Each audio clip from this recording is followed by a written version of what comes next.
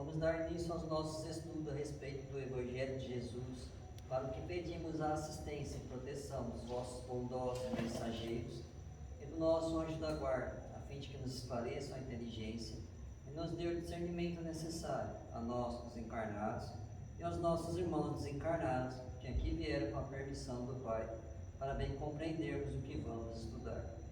Rogamos a Jesus, o nosso mestre e guia, seja conosco e presida a nossa reunião. Em teu nome, Senhor, do seu bendito Filho Jesus, da nossa Mãe Maria, de Ismael e da irmã veneranda, protetora desta casa, damos por aberta a reunião de estudos desta noite. Assim seja. Saibamos confiar. Não andeis, pois, inquietos. Jesus, em Mateus 6,31. Jesus não recomenda a indiferença ou a irresponsabilidade. O mestre, que preconizou a oração e a vigilância, não aconselharia a despreocupação do discípulo ante o acervo do serviço a fazer. Pede apenas combate ao pessimismo crônico. Claro que nos achamos a pleno trabalho na lavoura do Senhor, dentro da ordem natural que nos rege a própria ascensão. Ainda nos defrontaremos inúmeras vezes com pântanos e desertos, espinheiros e animais daninhos. Urge, porém, renovar atitudes mentais na obra a que fomos chamados, aprendendo a confiar no divino poder que nos dirige. Em todos os lugares há derrotistas intransigentes. Sentem-se nas trevas, ainda mesmo quando o sol fulgura no zênite. Enxergam baixeza nas criaturas mais dignas. Marcham atormentados por desconfianças atrozes. E, por suspeitarem de todos, acabam inabilitados para a colaboração produtiva em qualquer serviço nobre. Aflitos e angustiados, desorientam-se a propósito de mínimos obstáculos, inquietam-se com respeito a frivolidades de toda sorte e, se pudesse, pintariam o firmamento a cor negra para que a mente do próximo lhes partilhe a sombra interior. Na terra, Jesus é o Senhor que se fez servo de todos, por amor, e tem esperado nossas contribuições na oficina dos séculos. A confiança dele abrange as eras, sua experiência abarca civilizações, seu devotamento nos envolve há milênios.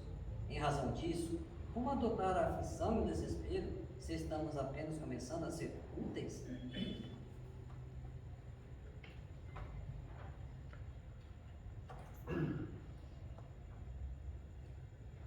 Pai nosso que estais nos céus, santificado seja o vosso nome, Senhor.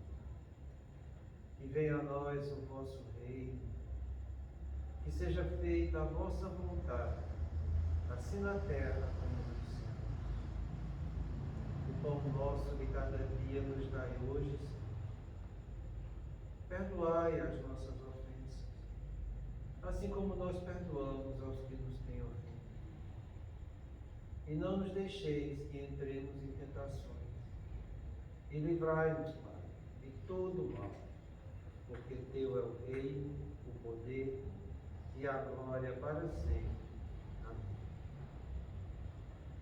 Espíritos esclarecidos e benevolentes, bondosos mensageiros de Deus, que tendes por missão assistir aos homens e conduzi-los pelo bom caminho, sustentai-me nas provas desta vida. Dá-me força para suportá-las sem murmurar. Afastai de mim os maus pensamentos e fazei que eu não dê entrada a nenhum espírito que tentasse iludir-me e conduzir-me no caminho do mal. Esclarecei minha consciência com relação aos meus defeitos e tirai-me de sobre os olhos o véu do orgulho, capaz de impedir-me os perceber e confessá-los a mim. A ti, sobretudo, bondoso anjo da guarda, que mais particularmente velais por mim, e a todos vós, espíritos protetores, que por mim vos interessais, fazei que me torne digno da vossa proteção. Conheceis as minhas necessidades, que elas sejam atendidas segundo a vontade de Deus. Que a paz que irradia do coração de Jesus e que abrange toda a terra, possa ser assimilada por todos os corações aqui presentes, tanto encarnados quanto os desencarnados, para que de posse dessa paz possamos compreender as leis que vêm do mundo espiritual e ter a sabedoria de praticá-las em nossa vida diária. E em nome do nosso Mestre amado e da equipe espiritual que nos assiste, bem como dos nossos anjos guardiões, solicitamos que a água aqui exposta seja purificada em nosso benefício. E assim seja, damos graças a Deus.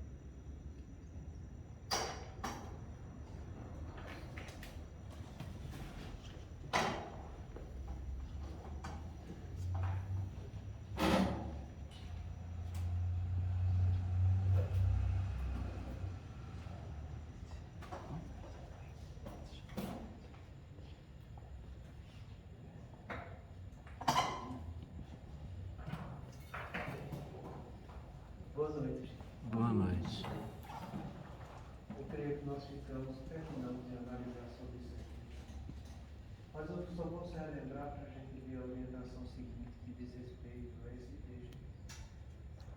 O agravamento da consciência de culpa e depressão, quando percebeu quanto a sua avidez contribuiria para a miséria de muitos seres humanos necessitados, os quais deveria defender e amparar através dos mecanismos políticos da fé cristã e anteriormente esposada. E o que está em jogo aqui é essa palavra que foi o que a gente viu muito na semana passada, sabe? A avidez. A gente tem a ambição, que já é doença. Porque a ambição é o desejar muito alguma coisa. O que é normal é eu desejar, no sentido de ter um propósito.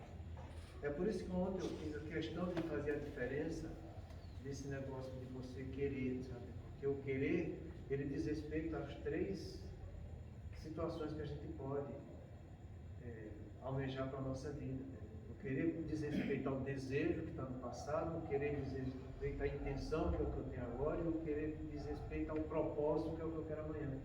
Então a gente às vezes confunde, bota vontade no sentido de desejo, às vezes de intenção, no sentido de propósito, e às vezes faz uma confusão muito grande. Então quando eu tenho um propósito de algo melhor em minha vida, isso é normal. Agora quando eu faço disso algo muito intenso, já não é normal. Porque eu desbalanceio a casa mental, sabe? Quando eu tenho uma emoção ou um sentimento muito aguçado para alguma coisa, eu estou ferindo a minha razão. Se você for ver a definição de paixão, que está no livro dos Espíritos, ele fala: paixão é todo incremento que eu dou a um sentimento ou a uma necessidade. Então, esse incremento a mais que a gente dá a uma emoção, a um sentimento, é o que a gente chama de ambição. Você querer mais, e quando você quer muito, a necessidade é uma ambição. É por isso que nos prolegômenos do livro dos Espíritos ele diz que os espíritos superiores não estão do lado das pessoas que são orgulhosas e ambiciosas. Então, a ambição já é algo ruim. E quando essa ambição ela se torna desmedida e eu começo a praticar atos ilícitos, eu transformo ela em ganância. A ganância é a ambição com atos ilícitos.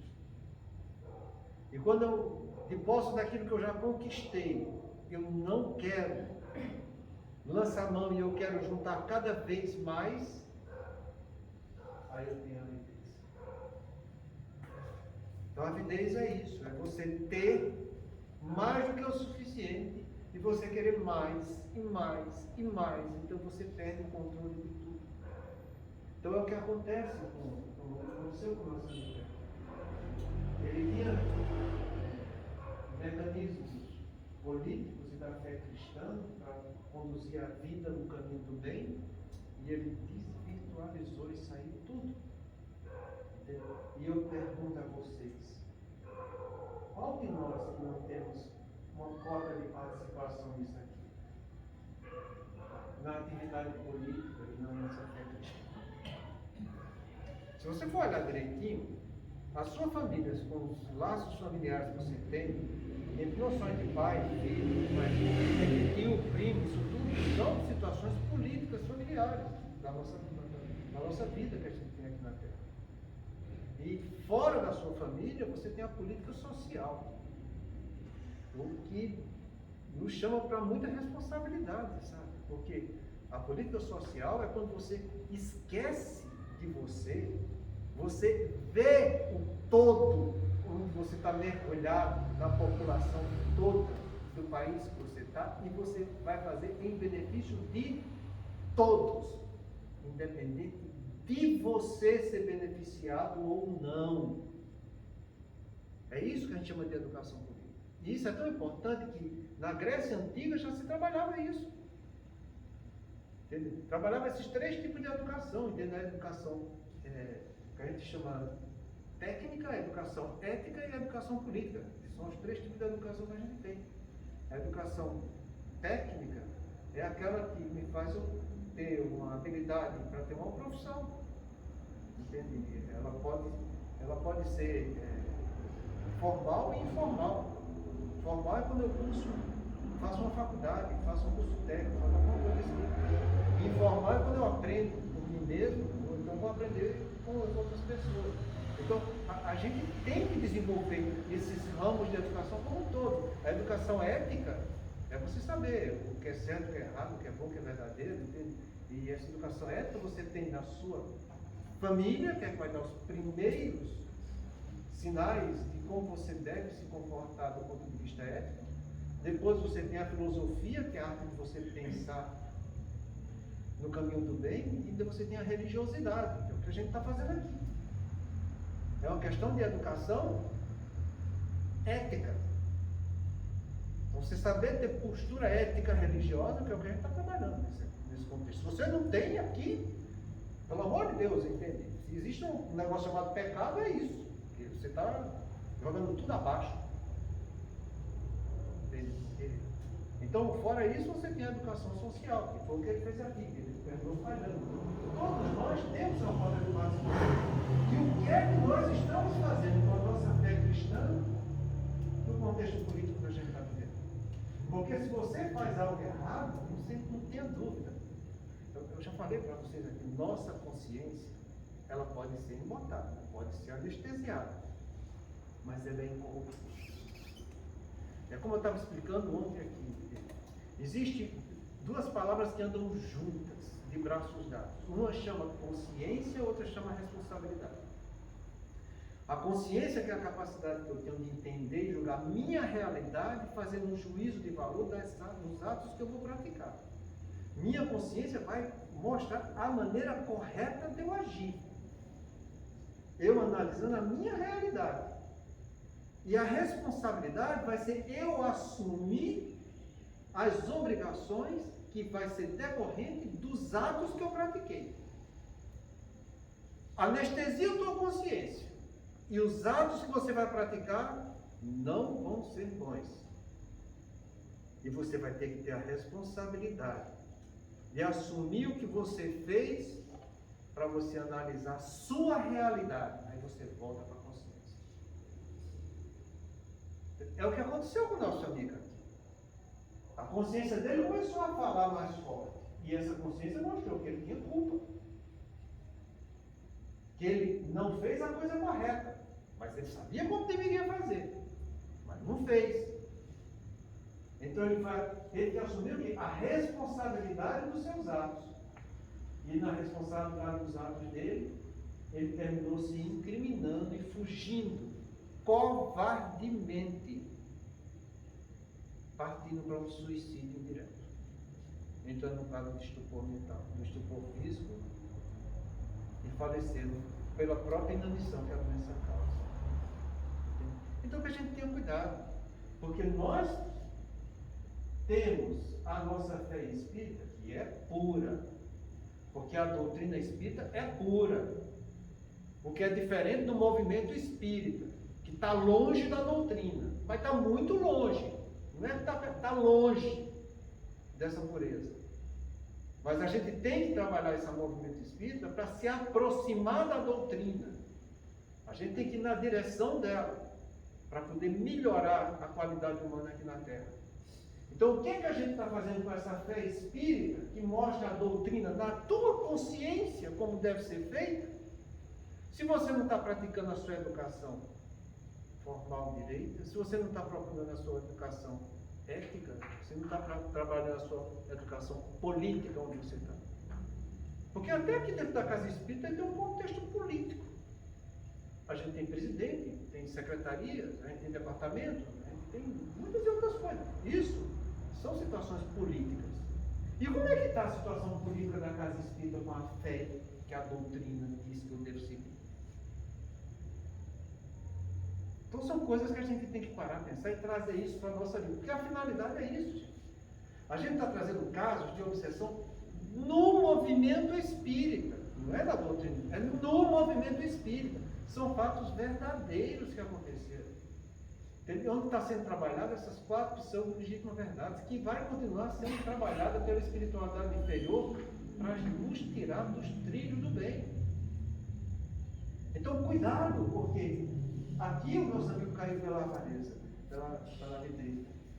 E nós? Será que a gente não está entrando nesse contexto da ambição, da ganância, da avareza? Ou, como diz aqui Jesus, da cobiça, ó, como ele fala aqui, está em Lucas 12:15, e disse ao povo: acautelai-vos e guardai-vos de toda espécie, toda espécie de cobiça, porque a vida de um homem não consiste na abundância das coisas que possui.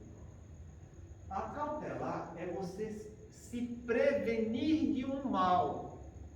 Quando eu estou me acautelando de alguma coisa, eu estou tendo medidas para me prevenir de algo que eu sei que não é bom. Então, previna-se das coisas que não são boas, Jesus está falando aqui. E guardai-vos quer dizer vigiai. Quando ele pediu para a gente guardar as palavras dele, é para vigiar o tempo todo essas palavras para a nossa vida.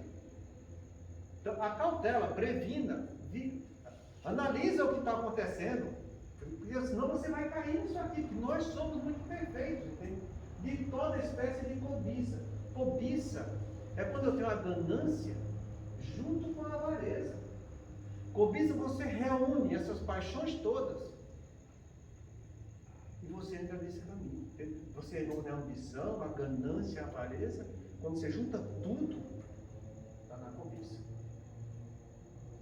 Então Jesus é muito taxativo aqui. É de toda espécie. Ele excluiu alguma coisa que eu tenho que ter cobiça?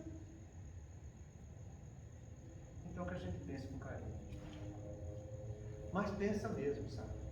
Porque foi aqui que nosso irmão caiu. E a gente está estudando que a porta de entrada na derrocada dele foi o dinheiro. Por isso que a gente está falando da cobiça. Porque a pessoa começa querendo ter ambição para ter dinheiro, posse, título, essas coisas, entende? Depois ele vai começar a praticar coisas ilícitas para ter essa ambição satisfeita, entra na ganância. Depois que ele ganha alguma coisa que acumula, ele quer acumular mais, ele entra na avareza, entende? E depois que ele continua com ambição, com ganância, e fica um ciclo vicioso, aí ele está na cobiça. E Jesus explica o porquê. Porque a vida do homem não consiste na abundância das coisas que ele possui. Então você pensa e reflita, porque se você não fizer isso aqui que Jesus falou, a gente vai entrando por aqui e termina aqui. Saber se prevenir de um mal e saber vigiar o que a gente vai fazer. Então, quando ele pede para eu vigiar o que eu vou fazer, é para que eu torne as minhas atitudes conscientes. Porque quem vai vigiar, quem vai analisar isso tudo direitinho, é a minha consciência. Mas o que é que eu estou fazendo com essa consciência? Será que eu estou trabalhando ela com toda a lisura? Será que eu estou inventando algumas licenças morais para algumas falhas minhas? Porque seja lá qual for a licença moral que você abra mão para poder praticar, é por onde vai se adentrar a espiritualidade inferior. A gente está estudando isso direitinho nas quartas-feiras aqui. que são as influências sutis. É só uma porta de entrada. Depois que entra, é como Jesus falou lá em São Mateus. Quando o espírito impuro sai de um homem, ele, o errante, se tem com que se alimentar. Então diz para si mesmo: voltarei para casa de onde saí. E voltando, encontra a casa limpa, ornada e desocupada. E lá se estabelece. E com ele leva mais 7, piores do que ele, para que de lá não saia mais. Então, pensa com carinho, porque sua casa, que é a sua consciência, ela tem que estar limpa, ornada e ocupada com coisas úteis. Se você deixar ela desocupada, se você deixar ela relaxada, é só a porta de entrada que o espírito impuro vai ter. Não pensa que eu estou querendo ser radical, não. Eu estou querendo ser preciso. Porque Jesus foi preciso quando falou aqui, ó, toda espécie. Toda. Então a gente tem consciência para isso. Para ela entender e julgar a minha realidade. Eu sou assim. É isso que acontece comigo. Entendeu? Eu vou fazer um juízo de valor daquilo que eu vou fazer, eu sabendo que eu sou assim. E eu faço. E com isso eu tenho responsabilidade, eu vou assumir as consequências do que eu fiz. Eu tenho a obrigação de assumir as consequências disso. É o que a gente chama de responsabilidade. Então, consciência e responsabilidade são duas asas que nos levam para a nossa evolução, gente. Para você evitar dores. Para você progredir na sua vida. Então, cuidado com isso aqui que a gente está vendo. É aqui que ele resume toda a situação do nosso amigo. Se você não souber se prevenir do mal, se você não souber vigiar, você vai terminar caindo na cobiça. E isso vai te levar a muita tristeza, porque você vai se distanciar completamente da espiritualidade superior. Você pode estar até no meio de pessoas que convivam bem com a espiritualidade superior, mas você vai se sentir distanciado. Você pode até estar na casa espírita, trabalhando aqui dentro, tendo um monte de atitudes políticas para fazer. Mas você vai ficar distanciado da espiritualidade superior. Então que a gente tenha muito cuidado com isso. Sabe? Deu para entender bem esse final aqui? Porque agora a gente vai ver uma pergunta que é feita para o amigo, que é muito interessante. Sabe? É uma pergunta que a gente já estudou muitas vezes aqui na casa espírita, mas que nunca é demais. Somente agora que ele vai fazer uma explanação mais profunda sobre a coisa. Sabe? A pergunta é o seguinte: pergunta se existe algum tipo de depressão em que não há obsessão. E olha a resposta. Em nossa experiência, todos os casos de doenças mentais têm obsessão. Não necessariamente primárias, mas às vezes secundária ao processo.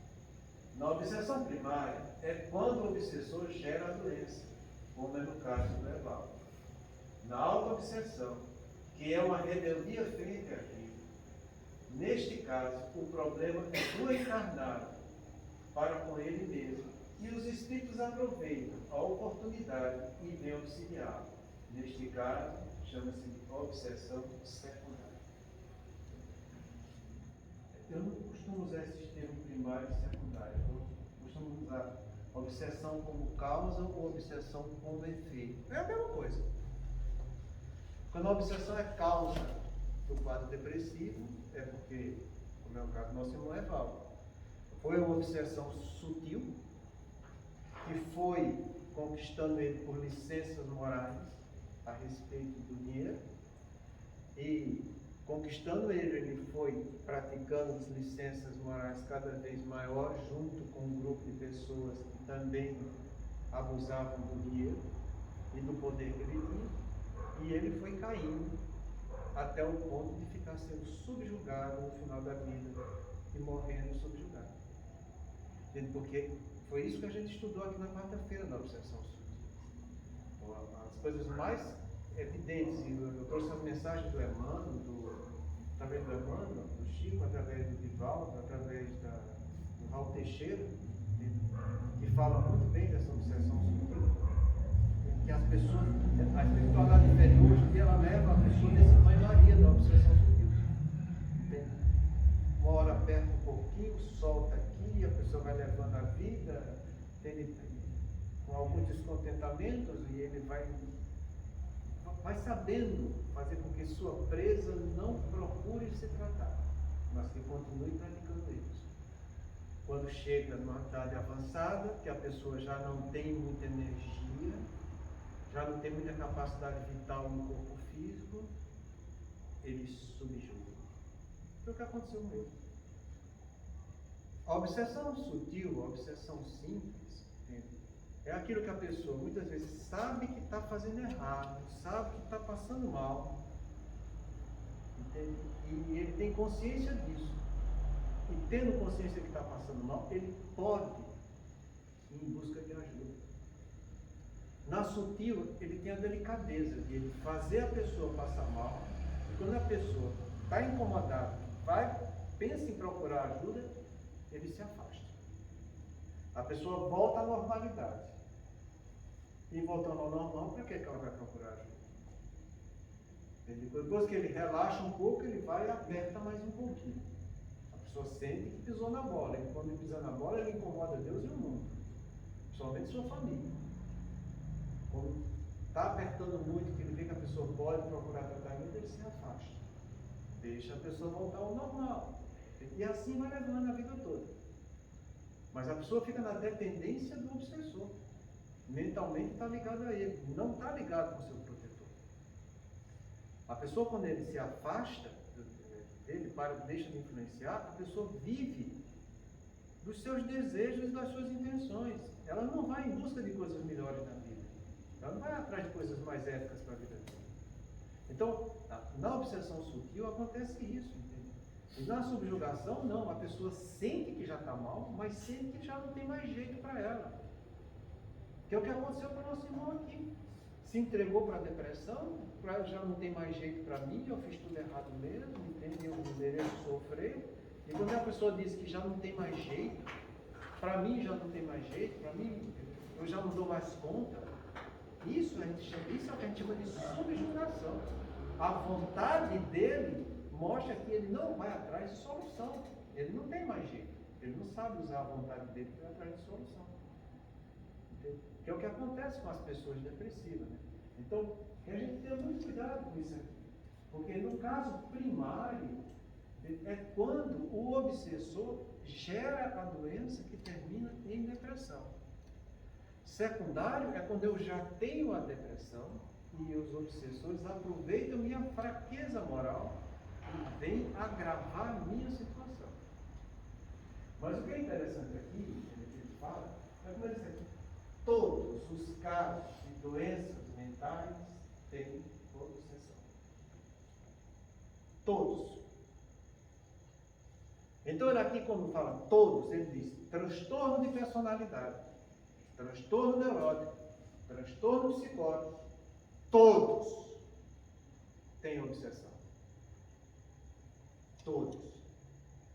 Mas não quer dizer que a obsessão seja a causa do transtorno de personalidade, do transtorno neurótico, nem do transtorno psicótico. Então a gente tem que saber analisar muito bem isso, porque eu tenho que saber aonde que eu vou focar para poder tratar aquela pessoa que está passando por transtorno de personalidade, por transtorno neurótico, por transtorno psicótico. Senão eu vou fazer a maior confusão do mundo. E é justamente o que você recebe na casa espírita. Você pega alguém que tem algum diagnóstico de doença mental, a pessoa vai na casa espírita que tu cura. Vai lá, bota o teu nome lá na reunião mediúnica que vai tirar os teus encontros, tu cura. Como é que eu vou curar alguma coisa se o principal for o encarnado e não o desencarnado? Bom, para vocês terem uma noção, e a gente vai estudar isso mais adiante, todo transtorno psicótico, a obsessão primária é do encarnado. Todo. E são os casos mais graves. É onde você tem os casos de esquizofrenia, entende? Os toques com psicose, essas coisas todas, entende? Todos eles, a causa principal está no encarnado, não está na obsessão em si. A obsessão ela é secundária. O primário é a mente do encarnado que está comprometida diante da lei de Deus. Nos transtornos neuróticos, você tem as duas coisas. Pode ser primário, a obsessão, mas pode ser secundário, como a gente vai ver mais adiante. Nos transtornos de personalidade, a coisa é complicada. Uma coisa é muito complicada. Porque você tem transtorno de personalidade gravíssimo, sabe? E que a gente sabe que alguns deles têm já o problema no encarnado. Mas a grande maioria dos transtornos de personalidade, muitas vezes vem como uma obsessão primária. Mas se você for analisar direitinho, sempre vai ter um lado fraco do encarnado, que muitas vezes é o que acende essa obsessão para ele. Para você ter uma noção, os casos de borderline, que é o que é mais comum, o transtorno de personalidade que vocês mais conhecem são esses, né? Existem outros, né? Existe o narcisismo, existe o esquizotípico, existe uma série de outros transtornos de personalidade. Mas o que a gente mais ouve falar é o borderline. E se você for ver o borderline, com a descrição que a gente vai estudar agora na quarta-feira, você vai cair os queixos. Puxa, não pode ser uma coisa tão precisa como ele vai dizer aqui. Porque são os reflexos, depois que eu assimilo, depois que eu tenho a assimilação da ideia perniciosa, né? Os reflexos que surgem na pessoa. Uma das coisas que ele mais vai falar justamente são as alterações de humor que vai surgir no dia a dia. Dos tipos de tendências que as pessoas têm. E aí eu falo que vocês entendam, sabe? Quando ele fala os tipos de tendência, é a nossa natureza íntima, que vai predispor para que a obsessão chegue e comece a causar um transtorno de personalidade. É muito bonito estudar isso, sabe? Mas é muito bonito mesmo, é encantador. Então, presta bem atenção. Todos os casos de doenças mentais têm obsessão. Você que está passando por um transtorno neurótico, transtorno neurótico é onde tem transtorno de ansiedade, transtorno do estresse e transtorno depressivo. São os três. Você que está passando por um transtorno do estresse, que vive irritadinho, é isso aí. Tem quadro obsessivo. Vou dar um exemplo de doença do estresse, que todo mundo conhece. Fibromialgia. Fibromialgia é um transtorno do estresse hoje em dia. Todo tem obsessão? Todo ele tem. É a causa primária da obsessão? Não é. Principalmente essa doença que eu estou falando. Não é. A causa está no encarnado. Toda vez que a pessoa está passando por uma situação em que ele se julga incompetente para resolver, ele está entrando no estresse e doença. Quando eu passo por uma situação e que eu tenho competência para resolver aquilo, eu tenho engajamento. Isso é estresse fisiológico, estresse bom. É isso que te motiva a ir lá e dizer, eu vou vencer esse negócio, porque eu sou capaz, então eu vou encarar. Vou encarar. E vai, encara e resolve. É isso que dá motivação e engajamento para a pessoa. É o estresse bom. Agora, quando a coisa se distancia, que o problema está aqui, e eu acho que eu estou aqui embaixo, e eu vou dormir com isso, e acordo com isso, entende? E eu passo o dia todo com isso, a semana toda com isso, isso me torna desgastante, sabe? É o que a gente chama de estresse-doença. Um desses estresse-doença aí, uma forma bonita deles é a fibromialgia. Que a pessoa vai ter o quê? Vai ter dor. A pessoa vai ter o quê? Vai ter tendência negativista com sintomas depressivos. Vai ter o quê? Cansaço físico. Então ele está um problema aqui, mas ele está aqui, ele está cansado, não consegue resolver aquele treinar. Ele vai ter o quê? Distúrbio de sono. E São esses sintomas principais de fibromialgia, que você tem que tratar a pessoa e chamar ela para responsabilidade. Porque você sabe o que é que vai curar essa doença? Quando ele começa a ter atividade física e resolve sua vida. Quanto mais atividade física ele tiver, melhor vai ser a capacidade dele de recuperar essa doença. Quanto mais ele resolver as coisas na vida dele, desde as pequenininhas, né? Não precisa chegar nas grandes, ele vê que ele é capaz de resolver, ele vai estar curando essa doença. É muito interessante isso, sabe? Muito interessante isso. Então, os transtornos de ansiedade, que eu falo para você, é 10% mais frequente do que os transtornos depressivos. Se o transtorno depressivo tem 400 milhões de pessoas, você bota 10% a mais, está aí os transtornos de ansiedade. Tem para dar com pau. Haja medo doente, patológico, haja fobia, haja ansiedade generalizada, haja pânico, haja toque e assim por diante, tá entendendo? Porque tem mesmo. Eu duvido que na família de vocês não tem um caso de depressão, não tem um caso de transtorno de ansiedade. É muito difícil na família de vocês não ter um transtorno do estresse. Tem gente que, hoje em dia, até o estresse pós-traumático do Covid está virando moda, entende? Porque tudo eu estou passando. Estou com dor de cabeça foi por causa do Covid que eu tive. Estou com dor no pé foi por causa do Covid que eu tive. Entende? Então a pessoa vive com. Isso é que a gente chama de estresse pós-traumático, que limita. Então tudo que ele sente é aquela doença que causa, entende? Porque o coitado do Covid não tem nada a ver com isso. Entende? Isso quando não é a vacina. Foi por causa da vacina que eu tomei que eu estou desse jeito. E aí as coisas vão complicando. Então, a gente fala de doenças mentais, isso aqui, entende? Porque isso tudo tem obsessão.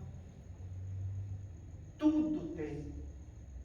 É a obsessão a causadora da doença? Não. A grande parte dos transtornos neurálgicos é do encarnado. A grande parte dos transtornos de personalidade sempre existe alguma coisa do encarnado que ajuda naquela obsessão se encaminhar. Entende?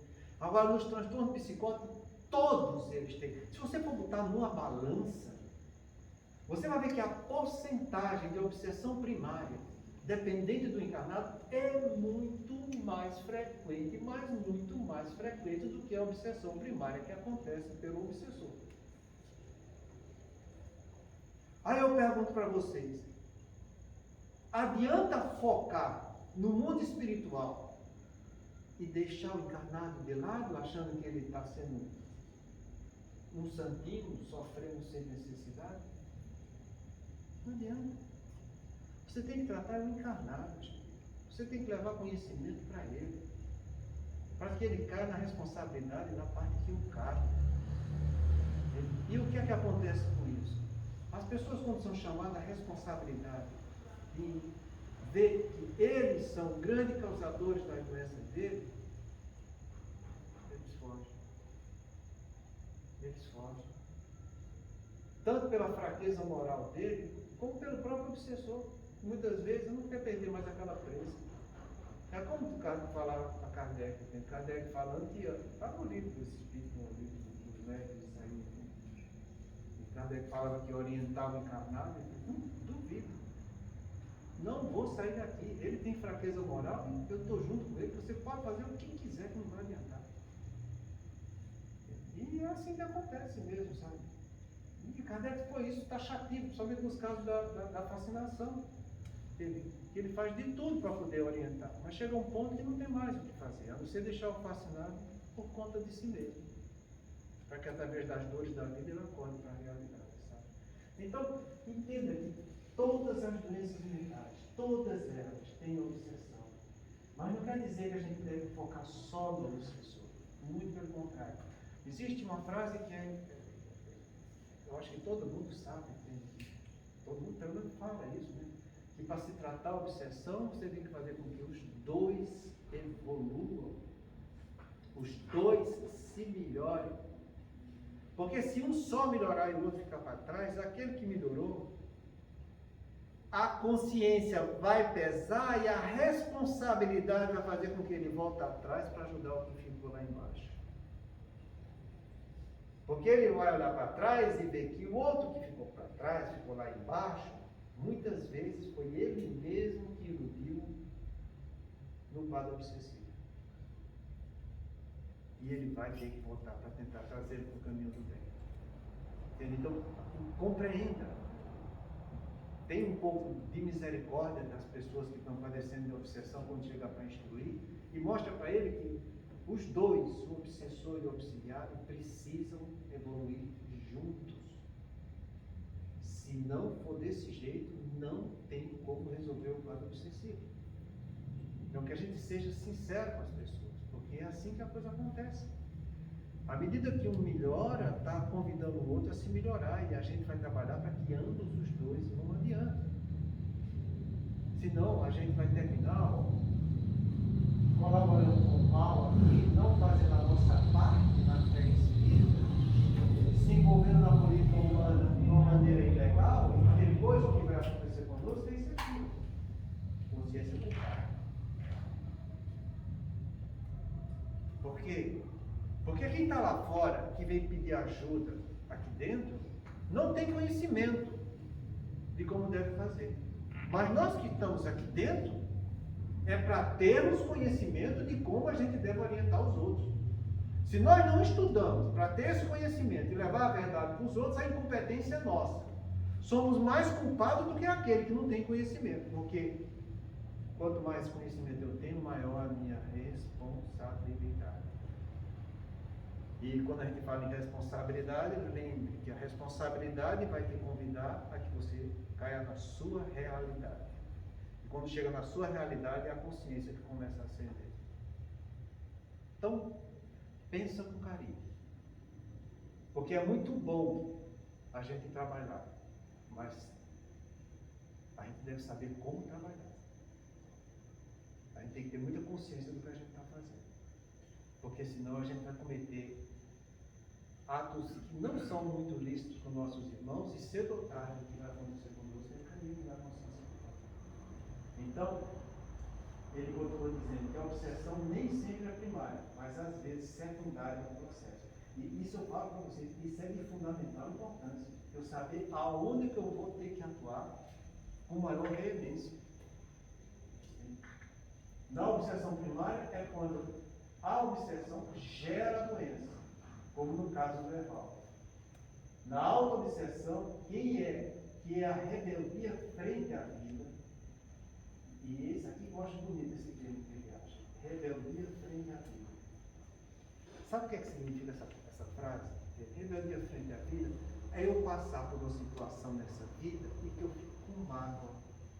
Eu não aceito a vida como uma dádiva de Deus. Eu passo pela vida e a vida me marca e aquilo fica marcado e eu não perdoo.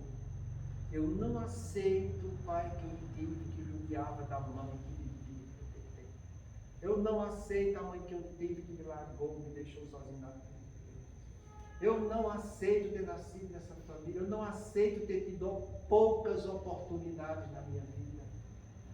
Essa rebeldia diante da vida, quando eu fico com mágoa de não ter aceitação de vida, eu fico com a mente presa no ontem, é isso que causa depressão. Porque o maior tratamento que existe para a depressão, para você curar a depressão, só é um, não são dois. É você saber perdoar. Eu perdoo o que meu pai fez, o que minha mãe realizou, o que a vida me apresentou. Eu perdoo. Vida que segue, daqui para frente, o que passou, está resolvido. O que é que eu posso fazer agora para melhorar? Você está aqui olhando para frente. Por quê? Porque o para-brisa é grande. O retrovisor é curto, mas entendeu? Que fica só com ele no retrovisor do que aconteceu ontem. E esquece de olhar para o para-brisa para ver o que é que ele pode fazer para enfrentar a coisa. Entende? Quando a rebeldia diante da vida é eu saber que eu tenho um problema aqui para eu resolver e eu vou lá e resolvo, porque se Deus deixou o problema chegar é porque eu tenho competência, senão Senão Deus está sendo cruel comigo, Deus não é cruel. Então, se o problema está aqui, eu não tenho que ficar aqui embaixo. Eu tenho que ir lá e resolver. Então eu não vou sofrer do estresse doença. Muito pelo contrário, eu vou viver com um estresse fisiológico, que está me dando engajamento. Mas quando chegar mais problema, vem que eu boto no peito e resolvo. Vou atrás de fazer o que eu posso fazer de melhor para resolver. Irmão, só para complementar, então assim, pode ocorrer assim, aquela carga de todo dia que a gente tem que fazer a cada dia a sua carga, e que a pessoa vai deixando e vai acumulando, né? Ela não resolve. Aí vai chegar um momento que realmente ela não vai mais poder mesmo, porque ela não fez o seu diário. Aí é culpa dela também, né? É culpa dela. Não foi que Deus deu aquela coisa que ela não vai conseguir resolver. Em vez de ela resolver o problema quando estava com o problema, ela deixou o problema acumular. Vai causar estresse e doença do mesmo jeito. A mesma coisa. Ela vai ficar sem competência mesmo. Vai ficar sem competência, porque ela escolheu isso. Ela foi o quê? Preguiçosa. Ela não agiu com capricho. Entendeu? Ela escolheu ficar na zona de conforto. Enquanto não estava incomodado, é que aquela história do cachorro deitado em cima do prego. Vocês conhecem a história? O cara ia passando assim, estava um cabo de esmola e o cachorrinho deitado do lado dele, o cachorro só gemendo. O cara passou assim, por que o cachorro está gemendo tanto? Ele está gemendo assim porque está deitado em cima de um prego. Sabe? Por que ele não sai em cima do prego? É porque não está incomodando muito, né? Quando incomodar muito, ele vai levantar e vai sair. Do mesmo jeito somos nós. A vida oferece algumas coisas e a gente vai engolindo sem resolver. Muitas vezes a gente costuma chamar de vai recalcando. Você vai jogando teu inconsciente. Não, isso para lá, eu não quero ver isso agora, entende? Mas foi meu filho que fez. Não, deixa para lá. Foi a mulher que fez, não, deixa para lá. Não. Mais tarde ela vai. Um dia ela vai melhorar. A gente não tem que recalcar nada. A gente tem que ver que quando a coisa chega, que causa dor, você tem que sentar e resolver. Você vai sentar e conversar. Resolve. Ele faz a tua parte. Se o outro não quiser, eu já fiz a minha parte. Você quer seguir desse jeito errado? Se é relacionamento horizontal, no máximo que você pode fazer é sugerir.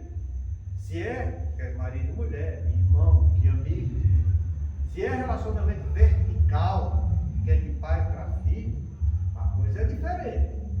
Você vai direcionar quando ele não tem capacidade. E você vai orientar quando ele tem capacidade. E ele vai ter que saber obedecer, se você estiver em cima e estiver embaixo.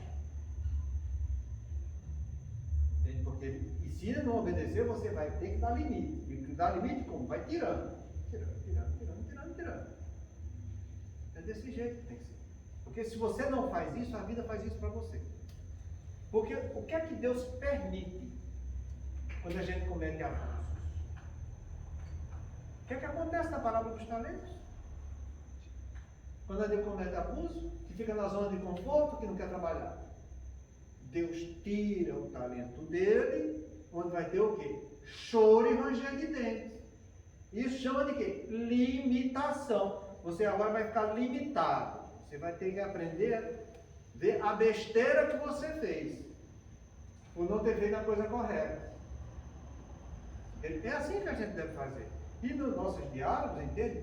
Jesus também foi. A gente passou um tempão estudando isso aqui, gente. É a história do limite. Seja o teu sim, sim, teu não, não. O que disso passa vai te causar mal. Isso serve para tudo. É você como amigo, como irmão, como mulher, como companheiro, seja lá como for. A gente tem que agir desse jeito. Seja o seu sim, sim. O que é. O que não é, não é. Entende? Mas que a gente seja realista. Mas na semana que vem, a gente continua falando. Ele vai falar um monte de coisa disso aqui. Ele vai classificar um pouco as doenças psicóticas e assim por diante. E a gente vai analisar isso com carinho, porque eu queria que todo mundo escutasse isso para que levasse isso adiante, para que a gente pudesse orientar melhor as pessoas que têm transtorno mental. Para que cada um seja ser chamado à sua responsabilidade que cabe para poder fazer as coisas direito.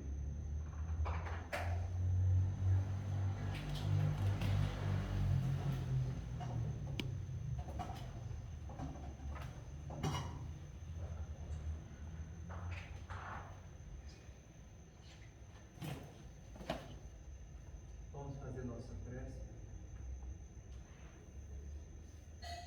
E mais uma vez eu peço para que direcionemos nossos pensamentos e sentimentos para os nossos irmãos em humanidade que estão na zona de guerra, para que a paz volte a reinar.